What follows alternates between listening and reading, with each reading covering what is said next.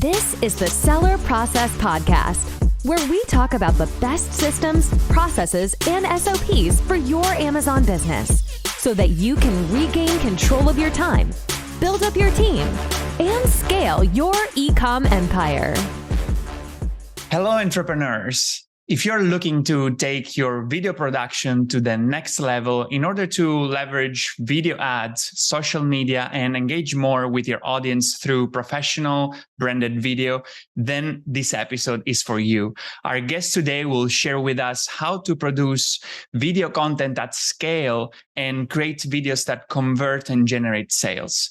We're joined today by Renin Ratnaswamy, the head of agency partnerships at Billo. He has intensive experience in sales, product marketing, and go-to-market strategy. At Billo, he works directly with the agency, helping them get the most out of the Billo marketplace to create high-converting product videos. Hey, Renin, welcome to the show. Hey, Gian, thank you very much for having me. Very excited to be here. Yes, I'm excited. I was looking forward to this conversation because I'm actually a big fan of Billo myself. So we can talk about that later. But I asked you to be here to pick your brain on on video strategy, video content creation strategy, right? So I want to jump directly to the main piece of our conversation today, which will be like how to create video, high converting videos for our Amazon ads or social media ads, right? So let's start from like phase one. If we want to create a video to run ads on, like what would be the first phase of the creation process? Yeah, very first of all, I think anybody going with video is already a great choice. Videos perform, a lot better than static image content. And, we as consumers consume video content in a completely different way to image content, right? So that's already a very good step in the right direction. Video can be game changing if you're willing to test multiple concepts, multiple types of video content, and then looking to optimize how you can get more sales out of the content that you've got, right? What I mean is traditionally, we go and sit in a meeting room thinking of, a winning concept that is going to sell a lot of products, and we analyze it to death, only for then the ad to fall flat, right? So what we see at Billo is, a lot of clients get, 10 different videos, test it out, see maybe one or two or three pieces of content is performing really well, then come back, optimize it, try different text on it. And then, eventually ad fatigue is going to set in. So I think for me, phase one will be to identify at least 3 different concepts that is going to put some light on your product, the problems that your product solves, and get really for the consumer their head around, why they should buy your product. Okay, got it. So do you have any like framework or like suggestions on what could be this, let's say like 3 concepts, or it's just totally based on the product, or do you have like some kind of guidelines that we can follow in creating the ideas for these 3 concepts? Yeah, I think, what we usually recommend at Billo is to, give a very clear video for the consumers as to what they are going to get into the box, right? So an unboxing style video is a great piece of content. And when you tie that up with a testimonial video, then that becomes really powerful. The other type of video that is really popular on the platform is, and could be a concept number 2, let's say, is a how-to video. But again, that's very subjective to the product. If it's a type of product that you need to educate your consumer as to how to use that product, then that's a great opportunity to grab their attention. And again, if you pair that with a small testimonial, not a really lengthy one, but somebody just saying, hey, I found this great product and it helped me do X, Y, and Z. that kind of coupled together makes really good content. And maybe a third piece of content, or the third concept that you could look at would be just showcasing your product, how it looks, how it feels, somebody talking about that. And fun, and also really good. It works really well on ads. So if you can make a parody video, and I'm going to talk more about this over and over again, I'm sure, on this call, but it works really, really well. There is a problem that your product solves. So if you create a parody video like, oh my God, my life is horrible because I have to do X, Y, and Z jobs until I found this product, and now it's great. Right. So if you create some sort of a fun, entertaining element, then that could be concept number 3, and you're on your way to find some high performing content. Interesting. Okay, I want to pick up from these 3 concepts to potentially add something else. So before we go to the production phase of our content, like do you have any other types of videos that we should put in our kind of a range of possibilities? Like you mentioned already a few, like the how-to, the testimonial, the fun, engaging content.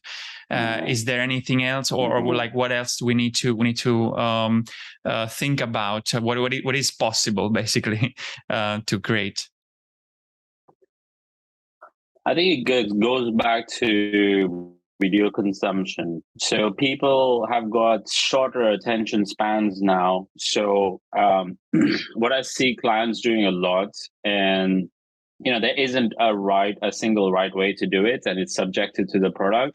But what I see a lot of them doing is kind of getting stuck into the rabbit hole of the traditional video content, where you need to have a hook, you need to have a message, and then you need to have a call to action. Everybody is following that, and consumers are catching on. They know this is an ad, right? They know they're being sold to. So I think trying to break that mold is really, really key here. And, just be honest to your consumers, and just, try to educate them while you're entertaining them, right? It's all about how they're going to consume the content. Remember, they have shorter attention spans. So break it down. Don't try to do everything in one video, right? And then you're like, oh, I've got all the messages in the video. I tell them how what to expect in the packaging. I tell them how to use the product. I tell them how to clean the product. And I've told them how, they are going to change their lives with this product. So great. I've sent all the messages to them. But, they're more likely to watch all of these different messages broken down, then they are likely to stay with you beyond that kind of 5-7 second mark, which is what social media players are talking about. Keeping the people engaged behind that 5-7 second mark is really, really difficult. People are not sticking around to watch your content. So if you're creating a 2 or 3 minute video telling them all of these different messages, it's just not going to work. Right? People are not going to get to the end of it. But if you give them that specific piece of content when they want it, that's great. So on Amazon ASIN pages, for example, if get as many pieces of content as you can and break those down, make them relevant to your product. It also helps from an SEO perspective, where you've got specific videos on, what your product does, or how to use your product, or how to clean your product. And in the real environment, you've got some videos from different creators in different settings, and try to make those settings look as natural and normal as possible. Don't try to make it look pristine. Don't try to, make it look like it's staged. Try and work with creators within their homes in natural environments, and get those pieces of content on your ASIN pages. Because if you've got 7 videos on your ASIN page, people are more likely to go through all those 7 videos, and they need to be 15-second, 30-second videos, right? So they're more likely to go through all those videos because it's part of their research. They are doing the research. But if you put up a 2-minute video or a 3-minute video up there, it's just like, oh, the brand is trying to tell me all this big, long story, and I don't want to know. The consumer wants to be in control. I like that, the advice you're giving, that to break the pattern, because most people actually are following the same kind of video structure, like maybe the intro, and then in the end a call to action, whatever it is, that all the videos on YouTube or the blog posts are suggesting. Most people read them and then apply the same structure, and people are kind of, they know that they're being sold on something because they've seen so many videos that look with a similar structure. So that's very good advice, to break the pattern and be creative on the structure. And that's where I want to go now. Like, it's common practice to create a video, a storyboard, to create our video, to give the instruction to the content creator, or if it's yourself, the content creator. And sometimes it basically helps you to clarify, what kind of content you want to put in the video. So what are your suggestions and best practices to write a good storyboard for our video? Well, I consult with a lot of our clients, and I try to influence the storyboards that they write, and at least at Billo, the creators that we work with, they are average Joes and Janes like you and me. They are not professional actors. But again, we're trying to break the mold a little bit here and give some creative freedom to the creators. And we do get really good content in return. But in writing a storyboard, I think most people follow a template. They want to get a hook in, they want a call to action, and they want to cram as much information about the product as possible in the middle of the video. That's kind of what we usually see on the storyboard. But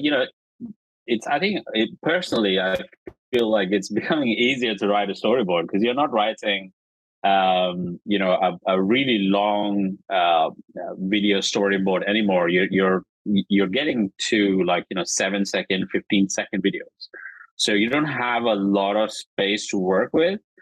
So you have to get a message across really quickly, and the more simple you keep it, or the simpler you keep it, the better it is, right? So in my opinion, like I said, it's very common to find this to be very challenging, because you need the video to be on brand. You need to get as much product information out there as possible.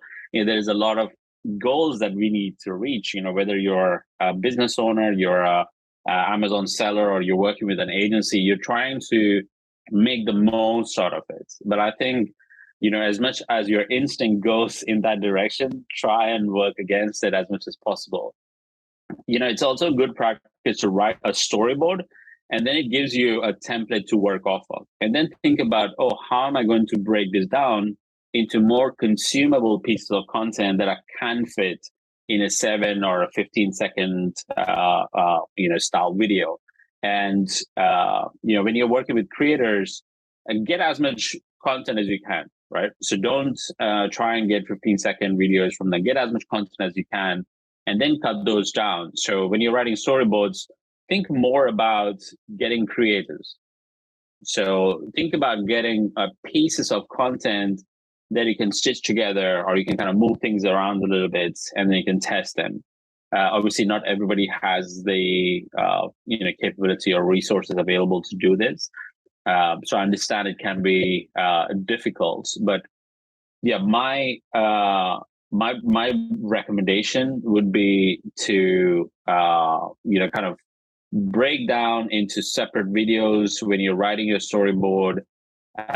Get different creators to do it, mix and match, get some variety in there, and this will help enrich the overall content that you have on your ASINs. And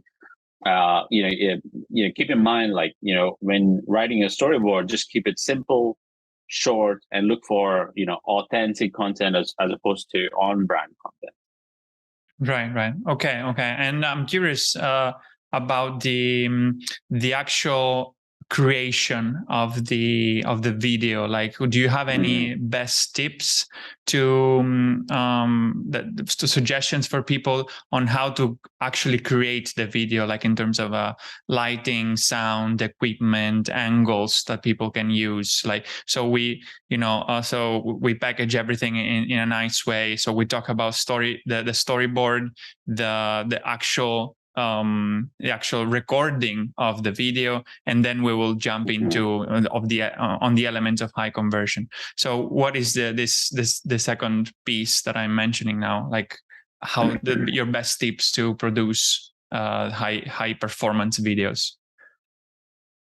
Yeah, so what we see here is with Billo, what we see is the kind of rough around the edges, the lo-fi content shot on a mobile device where it's slightly shaky. There's some movement in there. You're in a foyer or in a doorway, as opposed to clean background, or you're outdoors. You're moving into your car. You're at the store. So it looks like you're in a routine day and you're sharing a piece of content. So that kind of content works really well. But this is obviously, I'm talking about user-generated content for ads. When you're doing product photography or videos for your product, or product videos as you call it, then try and get them in as high quality as possible, in 4K quality, and try to give as many different so we have a very popular style of video where the product is sitting on a motorized turntable and we show the product from all aspects, all angles. So that kind of content is really useful. There's a lot of stuff coming up with AI as well lately. So I'm sure that's gonna change the game a little bit in people being able to visualize the product. But again, that's very subjective to the product. But what I would say is focus more on empathizing with the problem that the customers face. Don't worry too much about lighting, sound, equipment, angles, right? Focus more on empathizing the problem that customers face, or like I said earlier, make a parody video, make it funny, and get some emotion, right? Get some emotion in the video. It'll go a much further way than lighting, right? So that's kind of what I would say. And people are more drawn to natural or native looking content. So make sure your content looks native. So if it's looking really spick and span, looking like a professional content, then on social media, for example, it's not going to fly well, because people are going to say, this looks like, it's been manufactured, it's been sponsored. So yeah, keep it as natural as possible. If you're an Amazon business owner, try and do your own videos, in your own home setting. Try and think, like I said, about natural. You might have friends and family, go to them. They might have nice homes or just a different setup than what you have at home.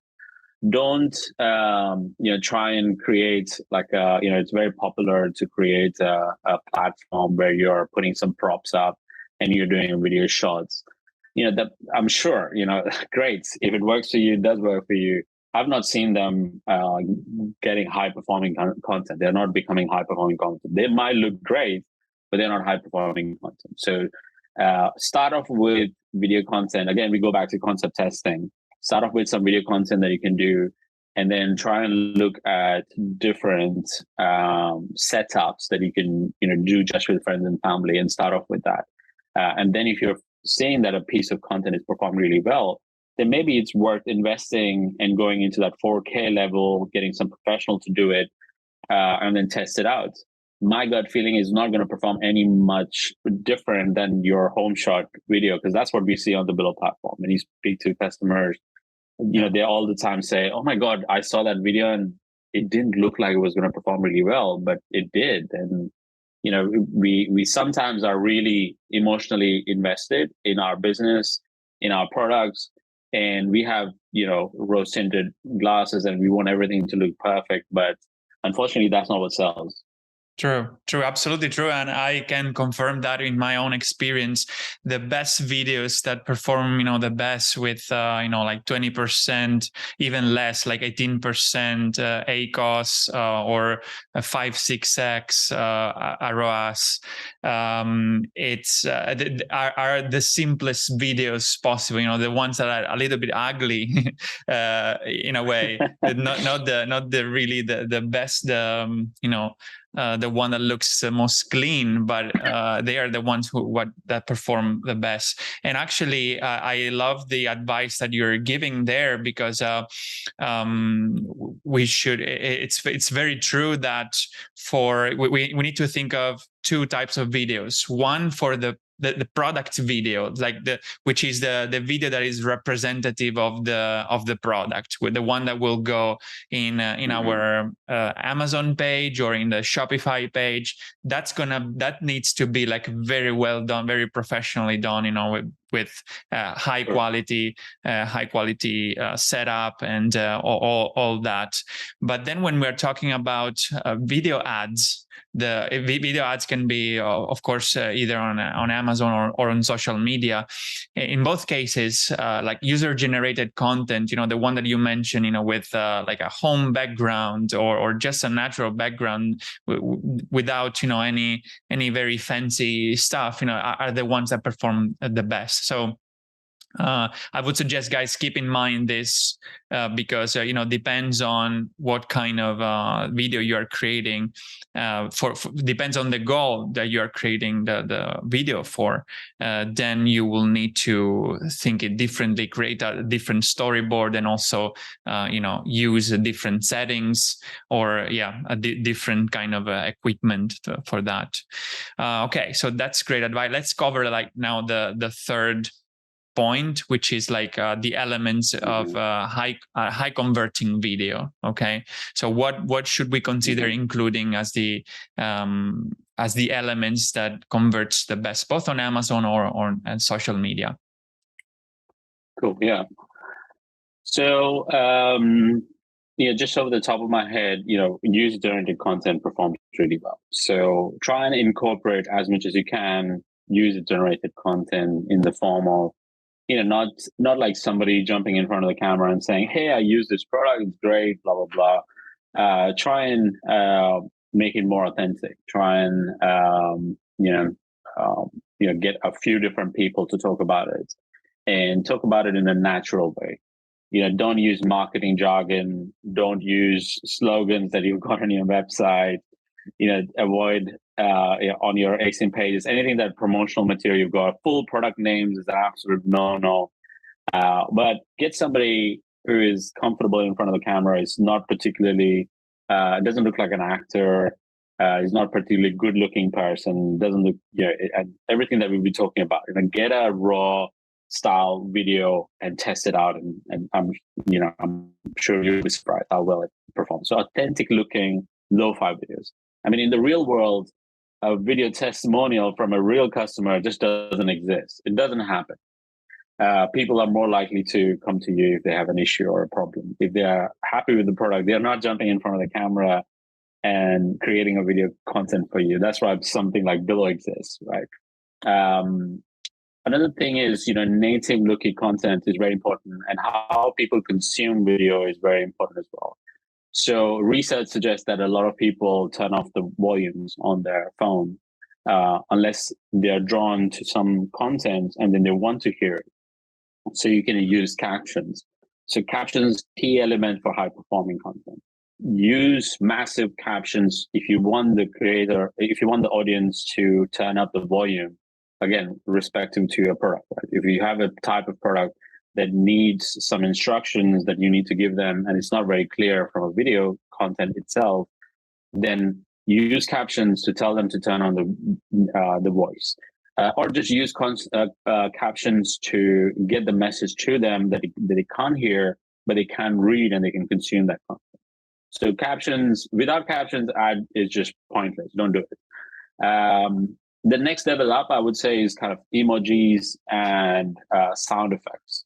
So you can record a good piece of content in a studio, and you can put sound effects like road noise. You can put sound effects like, something in the kitchen is cooking, or a vacuum cleaner is going on in the background. Like, really, so make the video sound more authentic, right? With the sound effects, emojis keep them engaged, and will reduce the amount of text that you got on so the captions that you've got on there. To reduce them, use emojis. Right. So again, very easy to consume content, where, using dollar signs or cash to say cash or money or make money. A lot of different emojis can be used. I can't think of a lot of them at the moment, but that's one of the key elements. Movement, transitions in the video. So don't keep the video as boring as this video here, where we are just talking into the video. That's just not going to perform well on ads. People are going to get bored in 3 seconds, 5 seconds flat. So keep the video moving. So we use a lot of motion graphics. We use different types of videos. So it could be going from somebody speaking into the camera to a time-lapse video, and then coming back to the person and maybe doing a money shot of the product. Keep the video moving. So that's why we were saying earlier to get content and then cut and move it around a little bit. Don't think of a video from start to end. It just doesn't work. You have to mix it up. You have to do some editing on it. And from a performance point of view, algorithms look at video content. So on TikTok, especially, Instagram is doing it as well. Meta, if you want to call it. They look at video content as two distinct pieces of content. One is the video content itself, and the other is the audio content. So you can go viral just with the audio. You can go viral just with the video. There are two different pieces of content. And TikTok, for example, encourages people to use music or content from so you could maybe piggyback on music that is trending for your video content, and you can have just a time-lapse style video going on about how to use your product. And you're just piggybacking on top of music content that is trending. So these are key elements to, again, do high-performing content. And then following trends on social media, I would say like the final thing. So on TikTok, for example, duets is huge. You can build whole communities with duets. So create a piece of content, and again, humor works really well, entertainment works really well. Something funny with your product that has got nothing to do with the serious stuff, nothing to do with how to use the product, unboxing or anything like that, but something that is either on a trend already or could potentially be a trend. So put 5 different types of videos out there and encourage people to do duets on TikTok. I mean, I'm seeing a lot of clients finding success with that. So this is a really fast-paced, moving environment, and you just need to keep up with the trend. So I would say trend is also a key element to creating high-converting content. Yeah, very interesting. I actually, I think some of these are like very, very useful tips. And one especially, it's one I really agree on is keeping the video dynamic and fast. That's like a really a key element that I use always to mention to the content creators in my storyboard. I always write like never keep the camera in the same with the same angle, with the same position on the same scene more than 2 seconds or something. So the scene three max. 3 max, exactly. So the scene should move all the time, continuously should move to another session, another sequence, another angle, and so on. So keep it dynamic. Guys, remember always to mention that to your content creator you're working with, or if you're doing it yourself, make sure you create like very dynamic content. But I'm kind of surprised that most of the the elements that you mentioned as being the high converting the elements for a high converting video come a lot in the post-production, right? So that's a very interesting piece, because it was actually my next question, learning about post-production, what can we do to improve our videos?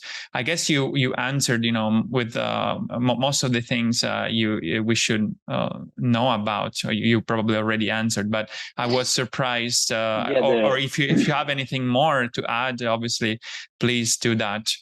But I would just warn, just on the post-production piece, I would just warn people to avoid the tendency of beautifying the video, because that's what most post-production tends to be.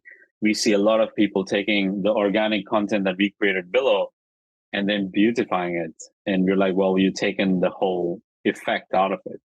Because user-generated content, as I mentioned, is one of the top high-performing content, pieces. Get people involved and get as normal-looking people as possible.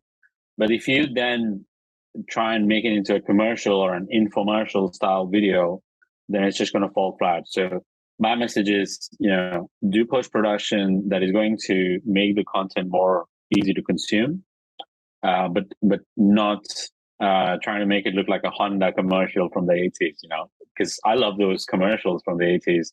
Honda made the best commercials. If you have time, go and check them out on YouTube. They are like pristine, but unfortunately, they're great in in a library somewhere, or it's great in your memory, but it doesn't sell. Yeah, totally. Yeah. So we covered, I think, all the four elements of the video production that I wanted to cover. The storyboard, the production of the video itself, the conversion elements, and the post production. So all these four elements, guys, keep in mind. We just shared lots of. Renin just shared lots of very interesting tips on how to the best practices basically on all of these four elements. So before we close, Renin, I would like to ask you our, signature question. What is your best advice to achieve more with less when it comes to producing high converting videos? Yeah, I think Jen, you mentioned that. Keep it really simple. Simple videos perform really, really well. We try to get the most out of every piece of content we create. And we are eager to educate our customers. So I get it. But the customers don't consume the content as eagerly as we want to share it with them. They want specific pieces of content. And I think it's a challenge for us to figure out how can we get these pieces of content to them in 15, 30-second video, right? It's actually really difficult to do that because, we want to share as much information. We want to educate our customer. We want them to love our products and buy our products, right? It's coming from a good place, but you need to try and tame that beast a little bit and, make it really simple to make the content more consumable and, entertainment. If you are entertaining them, you're engaging them, you're keeping them longer. And, I think that is a key piece. And, people researching your product or stumbling across your product, if you're entertaining them, you're more likely to keep them, right? If you are unintentionally boring them, then they'll just move on. So always have the intention to entertain and educate people, and stand out from the rest. It's one of the key things that we mentioned. Don't fall into the trap of, I need to have a hook, I need to have a message, and then I need to have a call to action. Bring a call to action to a friend and see how that performs. Interesting. Try different things. Don't be afraid to try different things.